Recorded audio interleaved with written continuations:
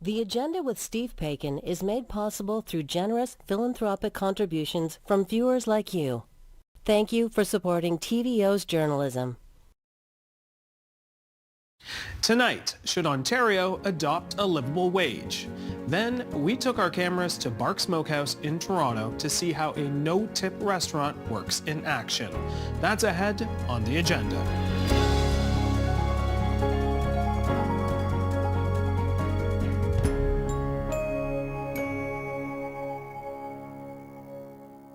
Ontario's minimum wage rose last October by almost 4% based on the province's Consumer Price Index. Advocates argue that it's still too low in places with a higher cost of living. But business owners say that they can't be expected to bear the sole cost of increasing wages. So, what is the best way to support Ontario's low-wage workers? Let's ask. In Lima, Peru, Anil Verma, Professor Emeritus at the University of Toronto and the Chair of Ontario's 2013 Minimum Wage Advisory Panel. And with us in studio, Paul McGuinness, President of Jockey North America, a packaging manufacturer based in Goderich, Ontario. Maria Rio, board member with the Ontario Living Wage Network. And Julie Kwasinski, Provincial Director for Ontario at the Canadian Federation of Independent Business. Thank you everyone for joining us in studio, and Anil for joining us virtually. Paul, I'm going to start with you. Just off the shores of Lake Huron is your manufacturing plant.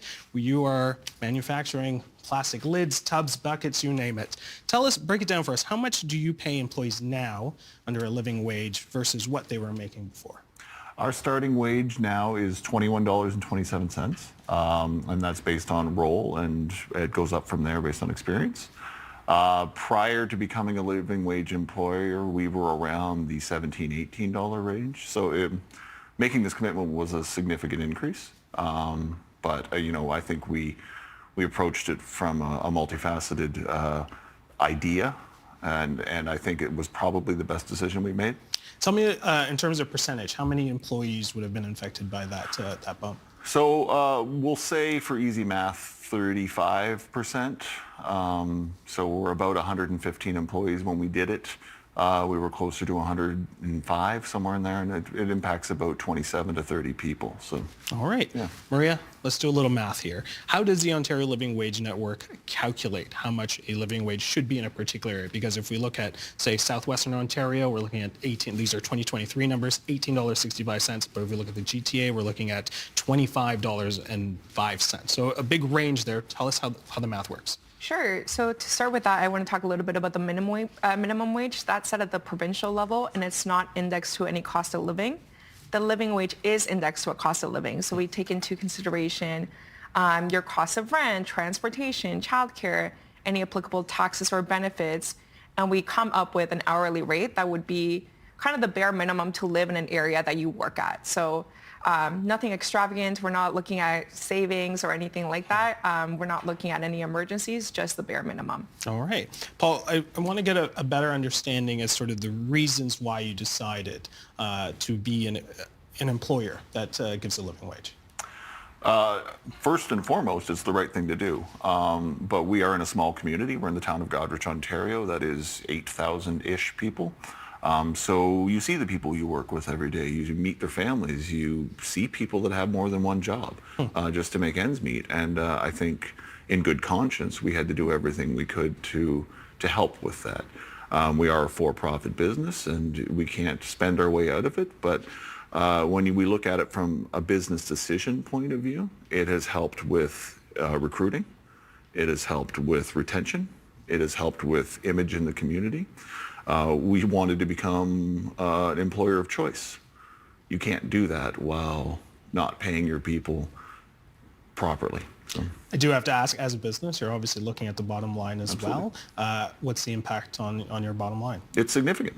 It's, this was a between 7 and 12% increase on our payroll, because when you move the lowest paid employees, everything else moves with it. Right? So we have engineering, we have professionals, we have finance, we have HR, we're a full functioning business. So that adjusts the entire wage grid. It's a significant thing. Again, you do it for the right reasons. So it has helped us immensely from a business perspective You talk about business continuity. You talk about being able to service your customers. You do that with longer tenured employees. Oh. Training is expensive. Recruiting is expensive. Hiring is expensive. So those costs get removed significantly, completely eliminated, obviously. So it helps offset the increase. Maria, can you give us a better distinction between a minimum wage versus a living wage? Sure. So our minimum wage right now in Ontario is set at $17.20, and the living wage rate for 2023 that the Ontario Living Wage Network is $25.05. So the difference is around $13,500 put back into people's pockets. Yeah, it is a lot of money, but the opposite is we're looking at, people who are getting paid minimum wage who are falling $200 to $300 behind each week and having to make really horrible decisions around groceries, bill payments. Do they have to leave their community? Do they have to access a food bank, which we see a lot of people accessing in Ontario right now? So I think it's money well invested. As Paul said, you get to retain your employees, are happier, they're willing to work harder, and I believe in that too. If you invest in people, they invest in you. Now, you believe in that, but I'm curious about the 800 companies that are part of OLWN. How do they feel? Do they have that general same experience? I think a lot of people certify for different reasons, so it's hard to know exactly what experience they're having. But I think a lot of it comes to it feels like the right thing to do. There's actual tangible benefits for their employees. But then the other thing is we know the cost of living is ridiculous. There's no way that someone making $33,500, which is the living wage, the minimum wage right now, would be able to live a dignified life in Toronto. So I think that that's an additional pressure point of I want my employees to have a good life. I don't need them working 3 full-time jobs. How are they supposed to do that? And, you can't work your way out of poverty. So I think that that's another part. All right. I am going to point your eyes to the screen. Here is a chart showing Ontario's minimum wage from 1999 to today. Minimum wage was $6.85 then. It's $17.20 now. And if you see just on that right side around 2018, well, that's a big spike there because minimum wage rose from $11.60 to $14 per hour, about a 21% increase. Anil, I'm going to come to you first. What was the effect of that 2018 boost to minimum wage Ontario's employment rate? Well, as far as we can tell, it was a good move for Ontario's economy. We did not see any large-scale unemployment because of the increase, and many more people were saved from poverty. So it was a good increase. And I have to say that prior to that law, we had ad hoc increases in minimum wage. So sometimes the government would find time and inclination to increase it. And at other times, there were years that would go by without any increase. So that amendment to the law that came after our report on the advisory panel was a good one. And although, as Maria points out, that it is not linked to the cost of living, but the increases are now linked to the cost of living. So at least from a base, we are now sort of keeping up. But that is not to say that it is a wage on which you can live on or support a family. All right, Julie, I'm going to get your take on that as well. The impact of that 2018 boost, but also critique to that approach as well? Okay, I'm going to raise a couple of points here. We're ignoring totally the economic realities that are being faced by small businesses. So the Living Wage Network essentially is asking for a 46% increase in the minimum wage for the GTA, and that is just economically unfeasible. Let me tell you, small businesses right now, they are struggling with high debt. They are having labor challenges. Extra costs of labor are already hard enough to absorb for a small business versus a large business. And let's not forget some very important information. Don't think of this in a silo. Every time there's a minimum wage increase, you know what we hear from our members about, our 38,000 members in Ontario? They have to give everybody a wage increase. There's the domino effect because you can't be making more than the employees that you're managing, for example.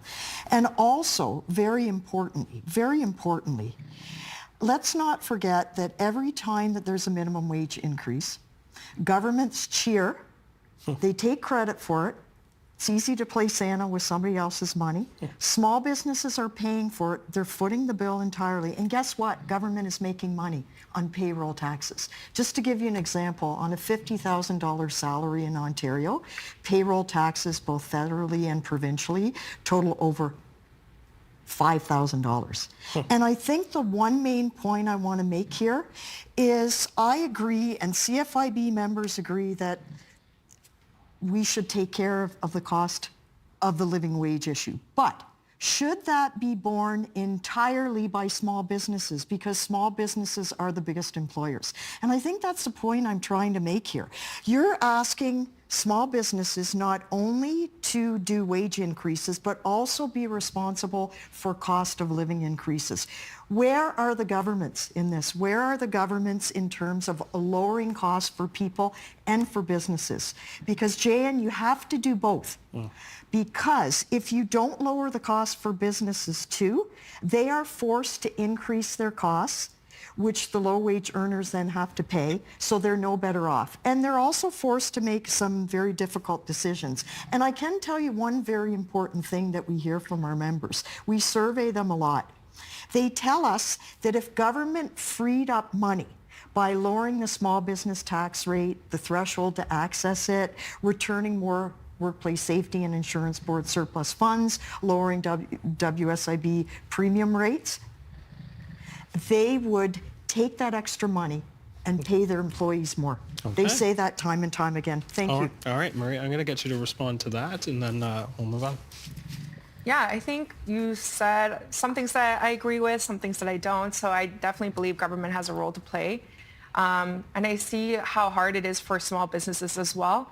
But what we know is that 50% of people who are using minimum wage as a primary source of employees, they actually have more than 500 employees themselves. So it's not an outsized impact on small businesses, but it is asking everyone to kind of step up, including the government, which is my thing. Like, I don't want to just pass the buck on the government or landlords or, grocery stores. I think everyone has a role to play. And I know that it's not the easiest financial decision to say, like, well, if I can get it for cheaper, why wouldn't I? But I do believe it is the right one. But if I could interject here, like this number 2505, it's subjective, it's arbitrary. I went on your website. It says that part of what you include is a modest vacation. So what is the definition of vacation? Who calculates the number? Because my modest vacation is under $20 going to visit my sister in Barrie on the GO train. This is all arbitrary, subjective. It's written on the back of a napkin. The wages, whatever we do with them, should be tied to economic indicators. You saw from the chart there, minimum wages have outpaced inflation. Productivity is stagnant in Canada, and what employers are looking at doing is saying to themselves, hey, you know what, I'm going to automate these jobs. And let's not kid ourselves who we're talking about here. Most minimum wage earners are students who live at home with their parents or people that are moving into transitional jobs. We shouldn't be overinflating the number of people we're talking about here. All right, Neil, I want to get you in here. Walk us through the relationship between a rapidly rising minimum wage and unemployment. Well, this is a slightly controversial, but we know from previous rounds of minimum wage increases that when the increases are modest, by which I mean in keeping with inflation and other related costs, it does not have a great unemployment effect. In fact, some studies in the U.S. have shown that it can have a positive effect on employment. So as long as we stay within bounds, it does not result in a great deal of unemployment. But it can be a poverty trap for some people. And as was just pointed out correctly, that not all minimum wage workers are the same. Some have families, some live at home, Some are young people who are going through the minimum wage job as a stepping stone to other jobs in their careers. But there is a group, I would say maybe a third of minimum wage workers who are older, they don't have the skills and they don't have the ability to move out of it. And they are kind of trapped in it. And it is this group that needs the help most. All right, I want to point your eyes again to another chart. This is a chart illustrating the pace of change in both the average hourly wage rate and the consumer price index over almost 10 years. In September 2024, the average wage was up 5.7% versus a 1.9% increase in CPI. Anil, you were talking a little bit about this. What happens to the employment outlook when the average wage begins to outstrip the pace of inflation as we see in that chart? Well, the average wage is kind of tricky because, technology has made many of our high-tech jobs very valuable. So the wage spread between minimum wage and the people who are earning the top dollar, especially college-educated people, has really spread, so it has pulled up the average wage in the economy. This does not reflect what another measure that would be a median wage, which is more reflective of the distribution of wages. All right. Paul, as a business owner, how do you view average wages rising faster than the pace of inflation? I think as a business owner, you have to decide where you want to sit on the wage grid in your recruitment area, right? So what's happening nationally or even what's happening outside of your county or your area is somewhat irrelevant. If I'm trying to recruit an employee with skill set X, I have to pay what the area in that pays. We happen to, like I said, we live in a small town. It's 8,000 people, but we happen to have a mine and a nuclear plant. So I would say the average wage in our area is quite high. The nuclear plant is a bit of a drive, but it still recruits from my area. So that directly impacts my ability to hire and recruit. And that has nothing to do with minimum wage. That's just the local economy. So you have to decide where you want to be. Do you want to be the highest paying employer in the area to recruit those people? Or do you want to train internally? It's a very complex thing. So it's subtle. And I think, again, minimum wage is not an area I want to play in, right, because I want to have the ability to be selective in my hiring. All right. Julie, I'm curious, in terms of your membership, what effect did linking minimum wage to CPI reveal in terms of their thoughts? Well, at least it was a stable, predictable way to set the minimum wage. So you know at the end of March, early April, what the increase will be. It takes effect October 1st. But the question is, seeing these different charts where CPI is clearly outpacing the minimum wage, we have to think about how to do this. We can't sustain this into the future because as the wage keeps getting higher and higher, it gets to the point where the actual wage doesn't equate to the productivity and the actual job that's being done. So then that forces business owners to make decisions where maybe they decide they want to automate. And automation can mean different things. For a small business, they're not in a situation like Loblaws where they can afford the giant machines to eliminate some positions, but even automation creates jobs, but you have to have skills for those jobs. But for small business, automation might mean automating your payroll, where your payroll department is now 2 people instead of 4 people. But I think at least there's stability and predictability, but the question is, how long can we continue on this path? And really, whatever we end up doing, wherever we go, I think there's some key principles that need to be followed. Affordability, stability, and predictability for businesses. They're the people who are paying for it. More involvement with government to get people's costs down on the cost of living side, and business affordability costs, because the cost of doing business keeps going up, even though businesses are struggling. All right. So it's got to be stable, predictable, affordable for businesses, and take out the political interference so that governments can't come in and arbitrarily raise it for political reasons. Thank you. Maria, I'm curious, are there some unintended consequences when mandating potentially a living wage based on regional cost of living, having workers in communities? I can see, people looking at a map of Ontario and looking at sort of regions that are paying more, and maybe perhaps there's an influx of workers into one area. Are there unintended consequences of having something like that? I'm not 100% sure. I wouldn't assume so, simply because why would you willingly move to somewhere that has a higher cost of living, right? That's what a higher living wage rate indicates. But I just would love to touch back on something Julie said earlier. And I understand what you're saying. It is a little bit subjective, which a lot of the ways of measuring poverty right now are. And for the 75% of people who are making minimum wage, they are over the age of 20 years old. So they're not usually children with additional social supports. But if you don't like the living wage rate, or anyone, I think that there's another way that we can think about it. And this is a way that I personally have really started thinking about it as well, is indexing next to the Canada's official poverty line, which still leaves us $5,000 behind. So like Canada's official poverty line right now says that to live in Toronto, you need $27,000 of disposable income, which like roughly that's $37,500 pre-tax, which means that $33,500, which is the current minimum wage that we just updated to, is still $5,000 below Canada's official poverty line.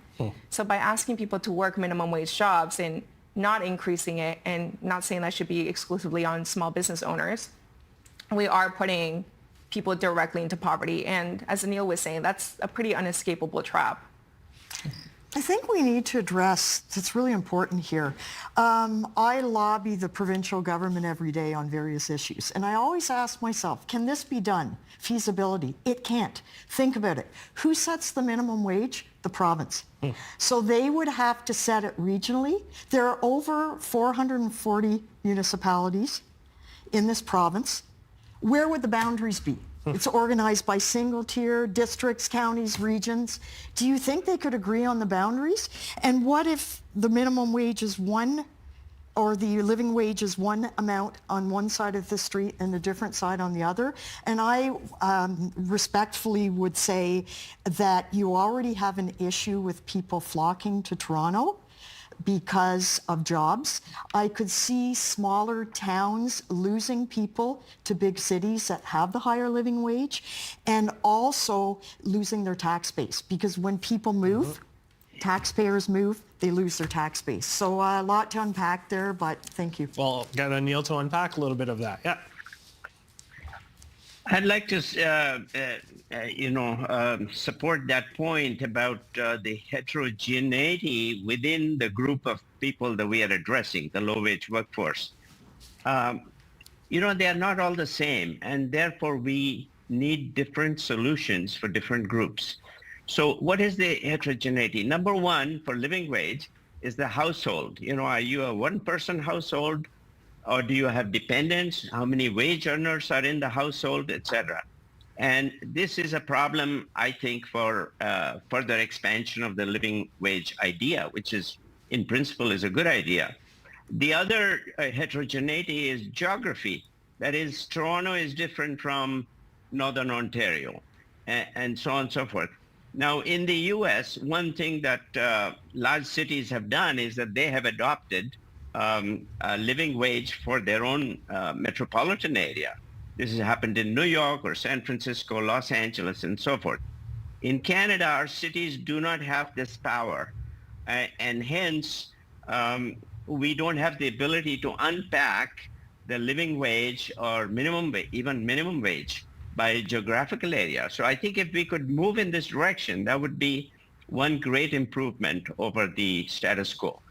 The Neil? second one is, sorry, go ahead. Neil, I'm not sure if you're aware that the city of Vancouver had a living wage and they canceled it in January of 2023. So the city of Vancouver did have it, and they went to something else called a fair wage, but they canceled it in January 2023. Just thought I'd point that out. Yeah, but as you know, that in Ontario, in fact, the reverse is happening. That is, the provincial government is centralizing even more powers and away from the cities. So this is a problem that you need to solve at the provincial level, maybe by dividing the province into a number of zones and addressing those. The other solution, I think, that has not received enough attention in our policy circles is that we need to think of low-wage jobs as a holding place for young people, people without labor market experience, and those who are using it to develop their career and to be upwardly mobile out of those jobs. And we need to make skills and learning and training available to these workers so that they can work for a few years and then they can move up and out. This happens, I would argue, with at least half the minimum wage workers who are not in it if you look at them 5 years down the road. But as long as these opportunities are not available, people who take these jobs, they're trapped, and then they need more of a living wage, which is spreading as a concept, but I don't see that many employers, as Julie points out, would simply move their wage up because they want to be on this list of good employers. All right, I want to talk a little bit about some solutions here. Paul, you're a business owner. In terms of let's scrap minimum wage. So let's talk about other things that can be done. What else can government do to support both business and workers, but doesn't rely on an increase on minimum wage? We talk about upskilling. There have been programs for incentive programs and rebates for employers to hire, to upskill, to train. That stuff is wonderful. Remove some of the bureaucracy around it would be great. We often end up using third parties to fill out forms for you because paperwork. Everyone's busy. And the smaller the business, you don't have a person dedicated to grant writing and applications and things. So the money's there. Make it more accessible. Make it something that is actually achievable for if you're a small business. You don't have time to do this stuff. Control inflation, of course. We've all been to a grocery store. We've all seen what people pay for rent and for housing. No employer can bear that burden. But I just think remove the bureaucracy, and there's lots we can do to help people out. It's like you said, the money's there. How we administer it and how we distribute it, I think that requires input from everybody. And I don't think it should just be the loudest voice. But all right, Julie, policies and ideas that your membership would support that would help workers, and that's not tied to wages. I think I mentioned some of them earlier, but they're certainly worth repeating. The most important point is it is completely unfair to ask businesses to shoulder the burden of cost of living increases alone. That's the first important point. That's a lot to put on a small business's shoulder when they're struggling. I think if you lower costs for businesses, and again, small business tax rate, highest in Canada with Quebec, lower it from the current 3.2%, increase the threshold to access it from 500,000 to 700,000, give back some more WSIB surplus rebate funds, lower WSIB premiums, and our survey numbers show that if you free up this money, business owners would use it to increase wages. Right.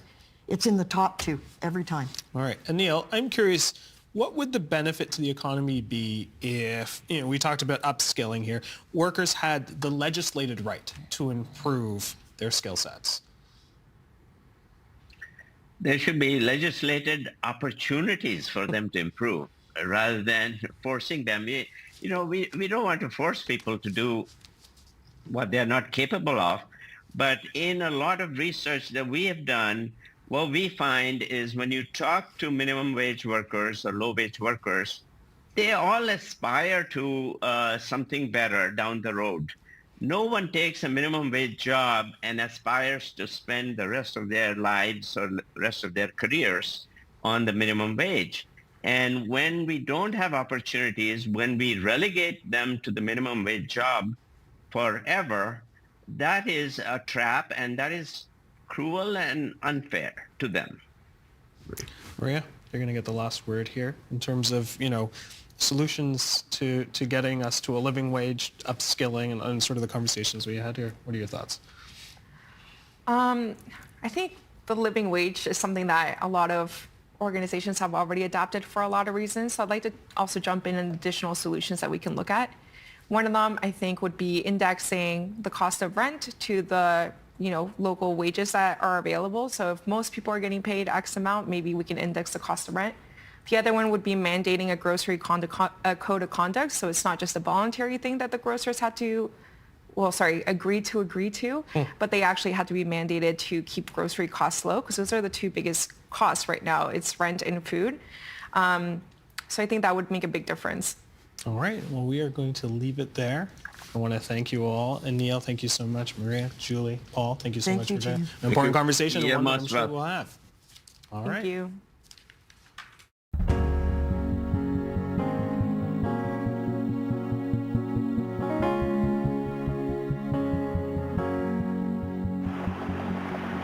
Typically in Ontario, hospitality professionals, especially servers, are paid a minimum wage and are expected to be compensated on top of that with tips.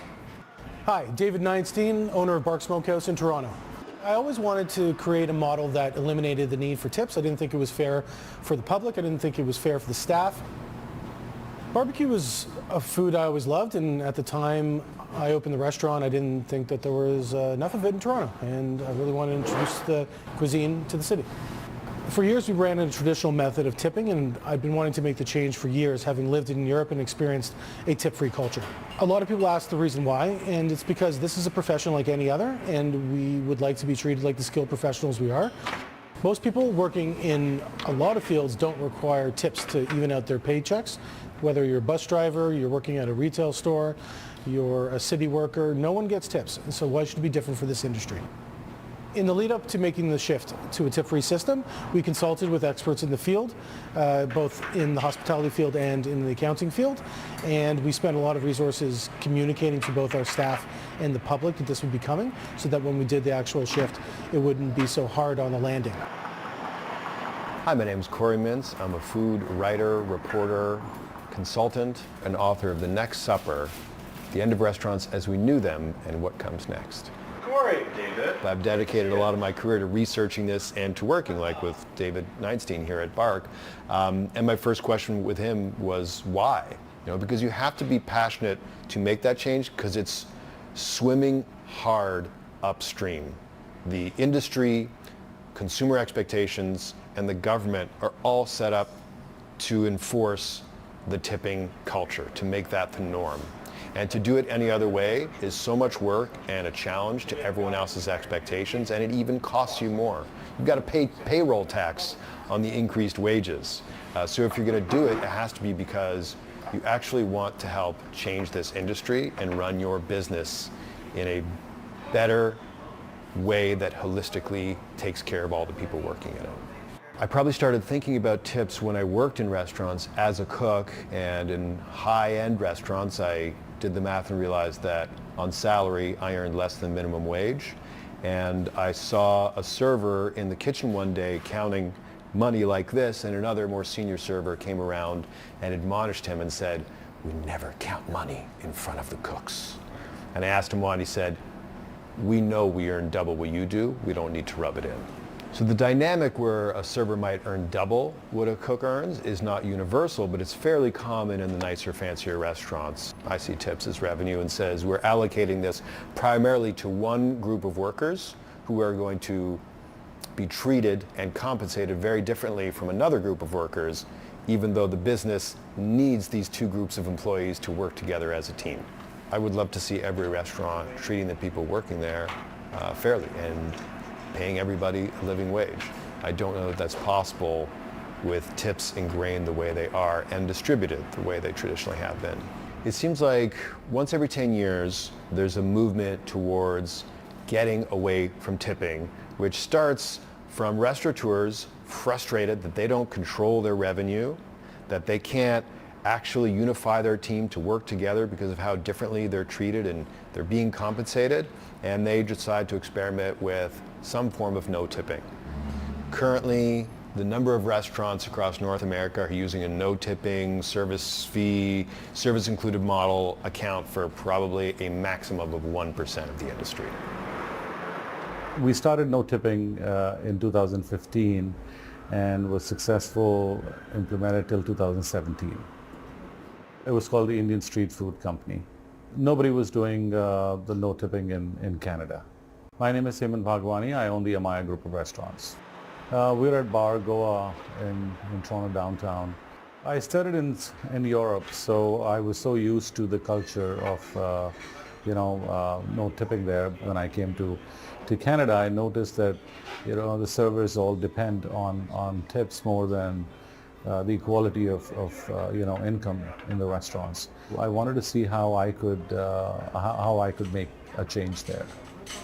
I remember the first day I opened the restaurant, there was a lot of media out there because it had not happened before. There was a lot of attention there, and the restaurant started filling very quickly because of this. I think also when people were coming in, they were very confused with should we tip, should we not tip, even though as soon as they walked in, we told them there's no tipping in the restaurant. Took some time to understand myself first. It was hard because when I started doing it, people who used to work in the restaurant, actually the career service probably, or who were used to normal tipping style, decided to leave. And I had no idea how I would make this work without them.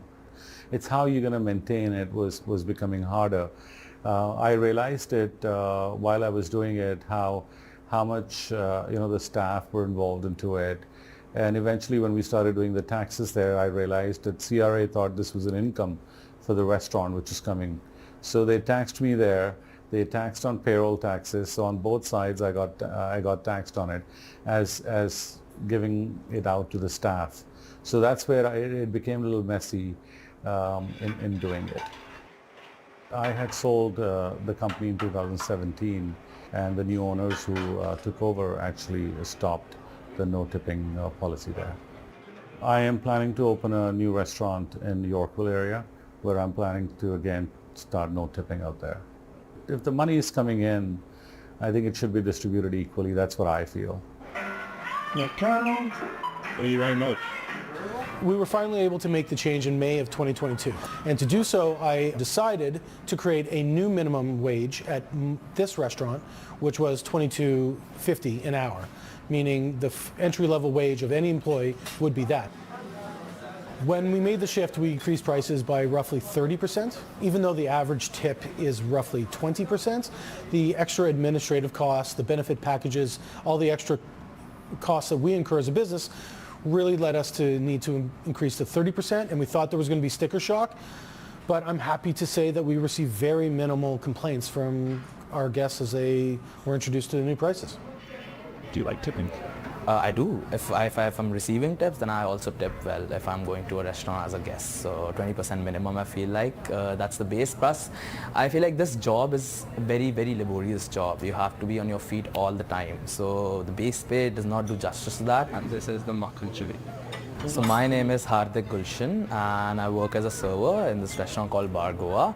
The tips you make helps you maintain a lifestyle better than if I was just working a minimum wage job. Say if I was making $1,000 just based on the minimum wage, with tips I can make almost double or at least like $1,700 with tips. So I feel like that extra $700 or the extra $1,000 is a big, big part of how I live my life, covering my necessary expenses and unnecessary expenses as well. I'm Julia. I'm a server at Bark Smokehouse. I've been here for 3 months. I've been working in the service industry for about 5 years in some server position roles in Toronto and some outside of Toronto.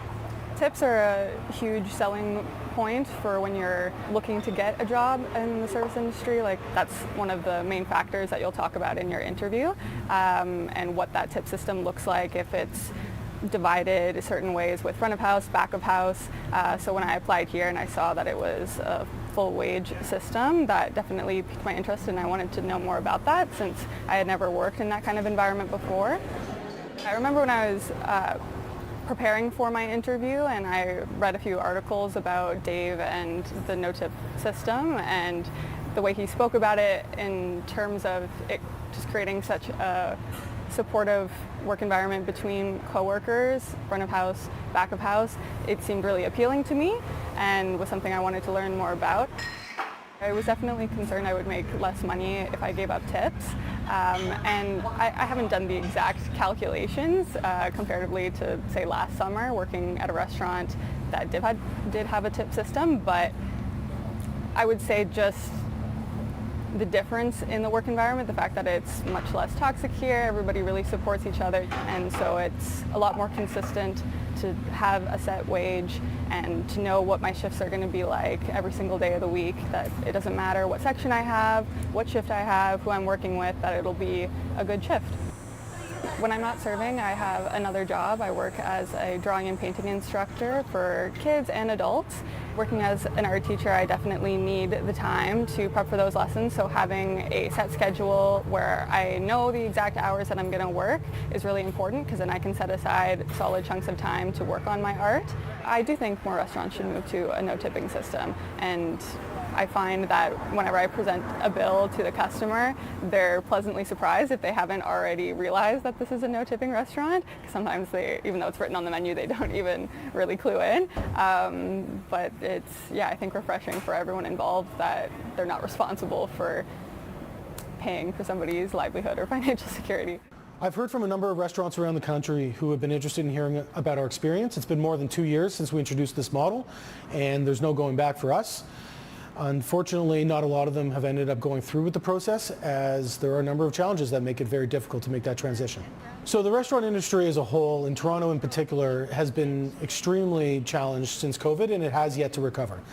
Business is definitely down, I could say anecdotally, across the board by at least 25-30%. Costs are up 25-30%. Labor is up. Everything's up. All the wrong stats are going in the directions we don't want them to go in, and so it's a very challenging time for this industry. We are generally losing money week to week. There are some weeks where we're doing okay, but it's a lot better than it was just post-COVID. But we're slowly getting out of a hole as business is starting to increase and ticket prices are starting to go up, but I think it'll be another year before we actually start to see black on the regular. If we eliminated the no-tip model, our administrative costs would go down, our general labor prices would go down significantly, and we would probably be making a lot more money. No matter what happens in the financial setting, I'm not interested in moving back to a tipping model. I'm truly against it. I'm opposed to the practice in principle. Restaurants have been the central preoccupation of my adult life, from being a cook, restaurant critic, food reporter.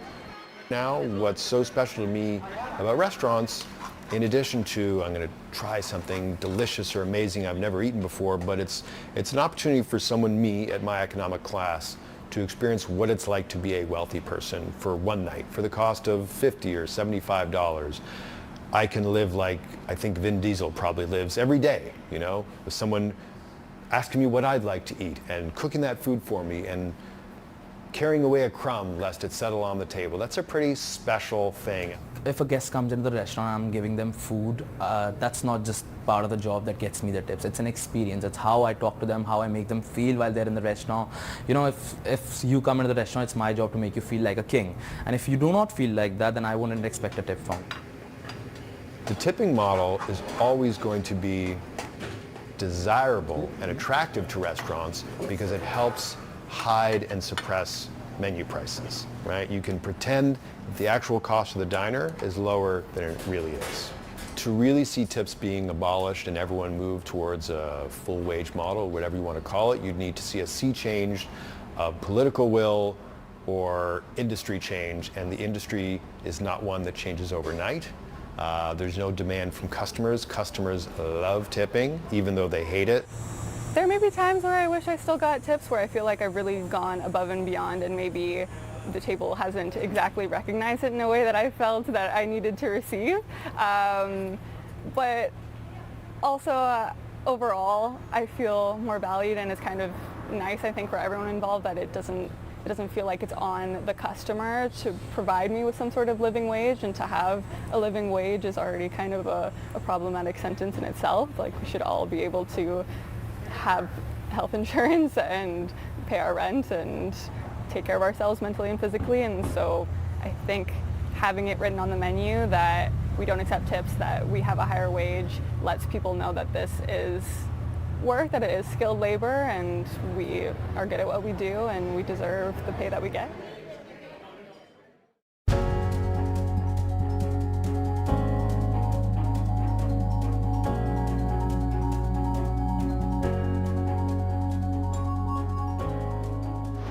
Ontario doesn't always show off its roots.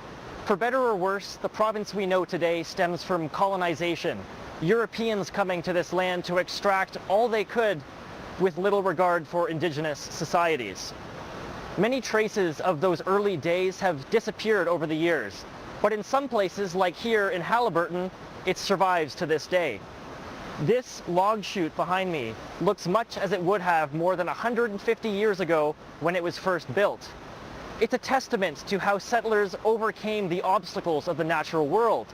But could it, or perhaps should it, stand for more than just a colonial victory? Welcome to the Hawk Lake Log Chute. The land that would become Canada has gone through several phases since Europeans first arrived. First, there was the fur trade, but then around 1800, lumber began to take over as the dominant industry.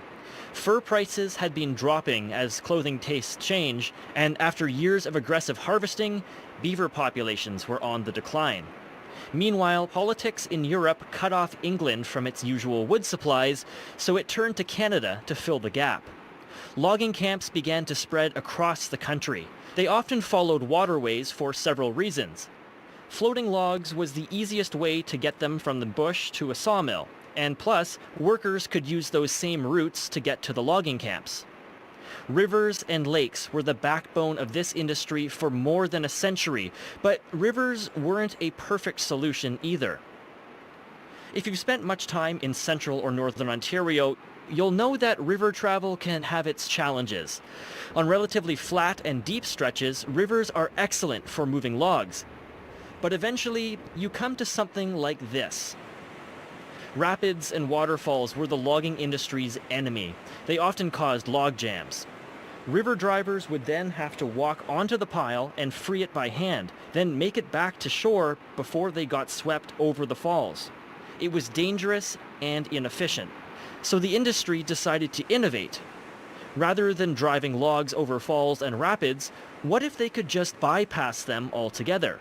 I mean, they were surrounded by more lumber than they could ever possibly need, so it just made sense to use a little bit of it to streamline the process. Enter the log chute. My name's Carol Moffat. I'm involved in the Stanhope Museum, and I was the lead organizer for the reconstruction of the Hawk Lake Log Chute. The Hawk Lake Log Chute has been in existence here in this location since 1861. Was originally built by lumber companies, and it's been rebuilt many times over many years by either lumber companies or the government. A couple of times it was rebuilt by the federal government, and it was traditionally rebuilt every year to accommodate that year's log drive out of the upper regions of this area. The log slide was invented in Ottawa to circumnavigate the Chaudière Falls by a man named Ruggles Wright. I believe it was 1829, and the invention of the log slide and subsequently the log chute ended up opening up the logging industry in sort of what was called Upper Canada at that time. It wasn't long before log chutes spread across the province. With that came other changes to natural waterways. Workers covered some shorelines with wood to prevent log jams, and companies built hundreds of dams to make sure water levels would stay high. Even though log chutes existed right across Ontario and beyond, there's very few examples that have survived to the present day.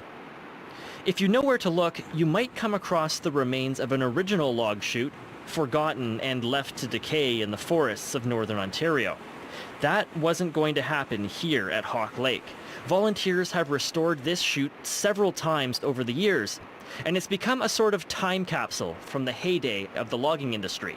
The reason it's important is because it allowed commerce and economy to flourish in what was at that time a pretty darn rugged environment. But it allowed the commodity of timber at that time to be moved down to mill. It employed thousands of people and really contributed to the economy of rural areas and remote areas early on in the 1800s.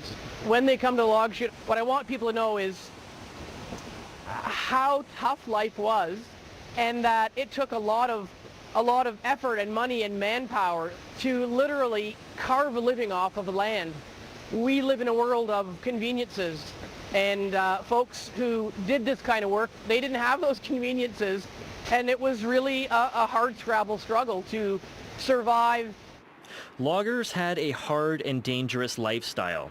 Many Canadians have ancestors who toiled in these deadly industries, hoping to establish and support a family for generations to come. It's understandable why the people of Haliburton have wanted to keep this heritage alive in the modern day. But there's a problem. If we only focus on how log chutes were a colonial triumph over the natural world, we could miss the serious harms that this industry brought to this land. That's both in terms of impacts on the environment itself, but also in how the industry impacted Indigenous peoples. Anin, Ben Cousineau Disneykas, Raman Donjiba, Wabashashi and Odom. My name is Ben Cousineau. I'm from Emma First Nation. My clan is Martin. I'm the historical researcher for Emma First Nation. Historically, Haliburton's been a traditional hunting territory, harvesting territory for our community for probably thousands of years. We have direct archival evidence of our ancestors talking about the region going back to 1923 and into the early 1800s. So it's been a part of our history for a long time. I guess the period from 1850 into 1923 or so was pretty chaotic. A lot of settlement, a lot of logging, as you mentioned, industry, and things really affected our ancestors' ability to access those territories. Obviously, they've been going there for a long, long time, and without really much change in the environment or the game and the medicines and so on that they harvested. But as industry rolled in, they found themselves pushed off the land. They were forbidden or prevented from accessing their traditional territories. And ultimately, what happens in 1923 is they signed the Williams Treaties, and that inadvertently surrenders the right to actually use the land at all. And that had a devastating effect on our ancestors. Now, Indigenous peoples weren't shut out entirely. Some logging companies hired First Nation workers, as you can see in this photo. That's Josh Johnson, Herb Irons, and Long Tom Taylor, and miigwech to David Bocage Johnson of Curve Lake First Nation for sharing it with me. But there's important context here. The only reason many Indigenous peoples found work in colonial industries is because settlers had pushed them away from their traditional lifestyles. There came a time when finding work in colonial industries was the only way to survive. Then there were the impacts to the ecosystems themselves. These went beyond building dams and flooding areas or destroying shoreline habitats. The logging industry left scars on Ontario, and it'll be generations before they fully heal. By the 20th century, many former logging sites in Ontario were practically wastelands. That leaves us with a serious question. How do we commemorate something that brought so much good to certain people but caused untold harm to others? As an Anishinaabe historian, Cousineau spends a fair bit of time thinking about that. History, as I think we all know, is generally told by the people who've been the most successful and the winners, if you will. And for a long time, that wasn't really our people. And that probably extends to First Nations across Canada. And now more and more, we're learning our own histories and we're feeling empowered to tell them in the right way. It's difficult to get everything out there because there's a ton of information that we ourselves are still learning. But as we learn, we want to share and ensure that all Canadians, and I guess the world as a whole, knows who we are, and most importantly, that we're not extinct, that we're still here, and we're still, doing our best to keep our culture and languages and history alive. Reimagining the stories we tell isn't just a priority for First Nations. The Stanhope Museum, which maintains the log chute, is working through it too. It's great for me to stand here, or for any of us to stand here and speak the truth and say, yes, these people came and they carved this living, hard scrabble, eking out a living off the land and all those things. But we also need to dig further and continue to find out and learn how literally the colonization of the timber industry disrupted First Nations existence on this land. But that is part of the ongoing research and part of this municipality's commitment to truth and reconciliation is to keep digging deeper. We know that First Nations, all Indigenous history is oral, so it's going to be putting together a very complicated puzzle, talking to the people who do know that oral history, and then unfolding that Indigenous history in relation to these kinds of, I guess, colonial disruptions into the greater picture of the local history. Very important. The Hawk Lake log chute may have a unique advantage when it comes to big questions like that. This isn't its first restoration, and it certainly won't be its last. The water is constantly pounding and wearing away the wood. It's not something static like a statue or a plaque. As long as people feel this history is worth preserving, they'll have to actively work to maintain it. Every time it gets rebuilt, it's likely going to change just a little bit. That could offer us a reminder that our understandings can be rebuilt as well. This log chute offers us an invitation to re-examine its place in Canada's living history.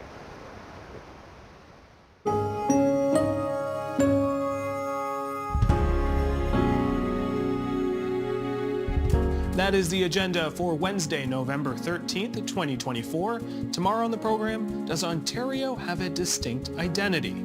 I'm Jay Jagnathan. Thanks for watching TVO, for joining us online at tvo.org, and we'll see you again tomorrow. The Agenda with Steve Paikin is made possible through generous philanthropic contributions from viewers like you. Thank you for supporting TVO's journalism. Here's a look at something we're working on.